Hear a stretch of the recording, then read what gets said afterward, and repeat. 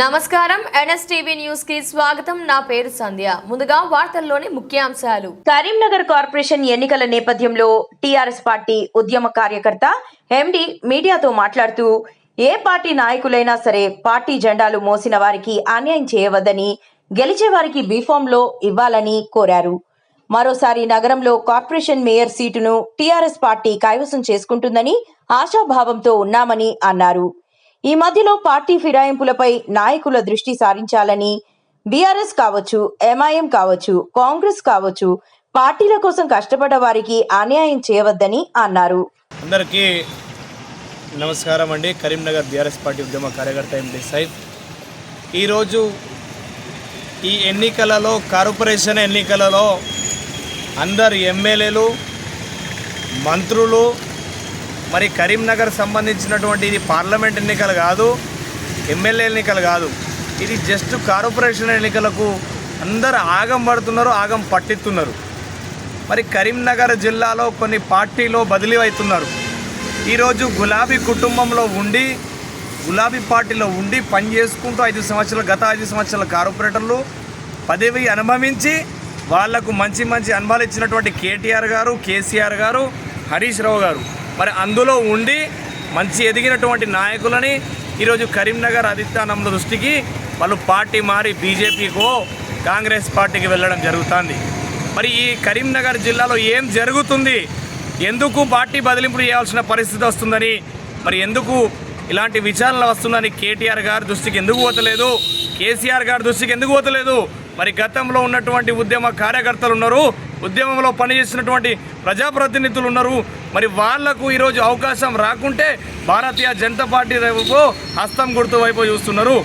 మరి వారు ఈరోజు కరీంనగర్ ఏఐఎంఐఎం పార్టీలో పదవి అనుభవించినటువంటి కార్పొరేటర్లు, కొన్ని డివిజన్ కార్పొరేటర్లు కూడా ఈరోజు ఎంఐఎం నుంచి రిఫార్మ్లు రాకుంటే బీఆర్ఎస్ పార్టీకి వెల్కమ్ చెప్పినాం. చాలా మంచిది. ఇది ఆలోచన బీఆర్ఎస్కి బలం పెరుగుతుంది.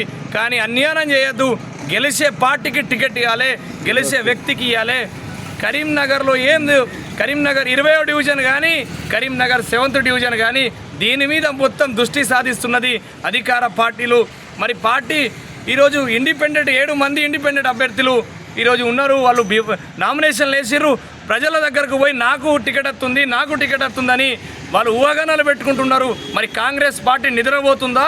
ఎవరికో ఒకళ్ళకు టికెట్ కేటాయించి బరిలోకి దించాలని ధైర్యం మీకు లేదా? కాంగ్రెస్ పార్టీకి అంటున్నాను.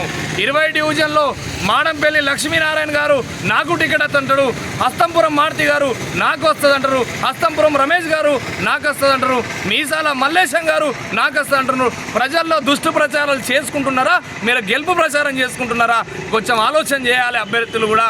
మేము ఒకటే అడుగుతున్నాం, కాంగ్రెస్ పార్టీ 20 డివిజన్ మీద మొత్తం నిఘా పెట్టండి, సర్వే చేయండి, మంచి వ్యక్తికి కూడా టికెట్ ఇవ్వండి. మా బీఆర్ఎస్ పార్టీ నుంచి మాజీ కార్పొరేటర్ ఏదుల రాజశేఖర్ గారు ఉన్నారు.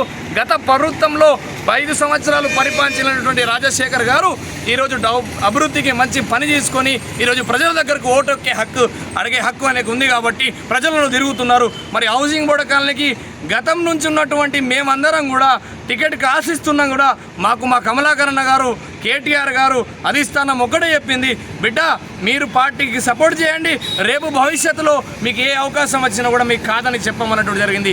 నేను మళ్ళీ చెప్తున్నా, ప్రజలకు మీరు ఈ అక్కడ ఉన్నటువంటి కార్యకర్తలని, ప్రజలని దుష్ప్రచారాలు చేస్తున్నారు కాంగ్రెస్ సంబంధించినటువంటి కొందరు నాయకులు.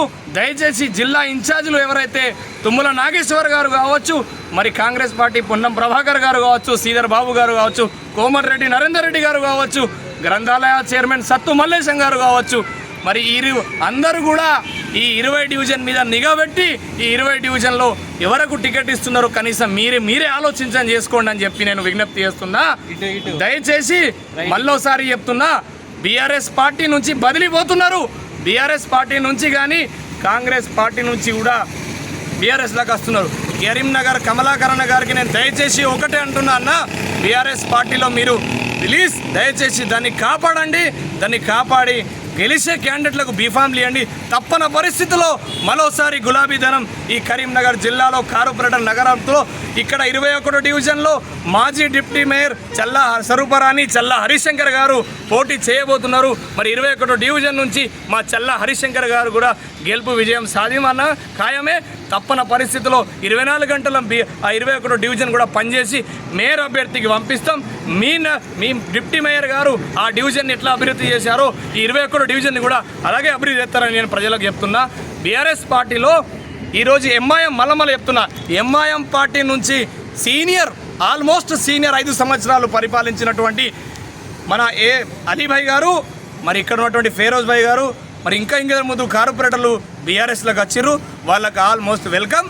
కానీ కష్టపడిన వాళ్ళకు తప్పకుండా ఏఐఎంఐఎం కావచ్చు, కాంగ్రెస్ పార్టీ కావచ్చు, బీఆర్ఎస్ఏ కావచ్చు, తప్పన పరిస్థితిలో వాళ్ళ కడుపు మీద కొట్టద్దు. వాళ్ళకు అధికారం ఉంటే 5 సంవత్సరాలు పరిపాలిస్తే మళ్ళీ వాళ్ళకు పిలిచి టికెట్ ఇచ్చి ఆశీస్సులు చేపియాలని విజ్ఞప్తి చేస్తున్నా. జై తెలంగాణ. మీ పేరు? నా పేరు కరీంనగర్ ఎండి సైఫ్. నేను హౌసింగ్ బోర్డు కాలనీ. గత బీఆర్ఎస్ పార్టీకి 10 సంవత్సరాలుగా ఉంటూ 20 సంవత్సరాలుగా ఉంటూ పనిచేసుకుంటూ వచ్చిన ఎక్కడ కూడా నేను పదవికి ఆశించలేదు. కేవలం నా పరిస్థితుల్లో నేను కార్యకర్తనే భావిస్తూ కేవలం కేసీఆర్ గారు, కేటీఆర్ గారు, హరీష్ రావు గారు ముఖం చూస్తేనే ఇప్పటిదాకా పని చేస్తున్నాం. మాలాంటి కార్యకర్తలని అధిష్టానం ఎందుకు పిలిపిస్తలేదు అని నేను క్వశ్చన్ వేస్తున్నా. జై తెలంగాణ.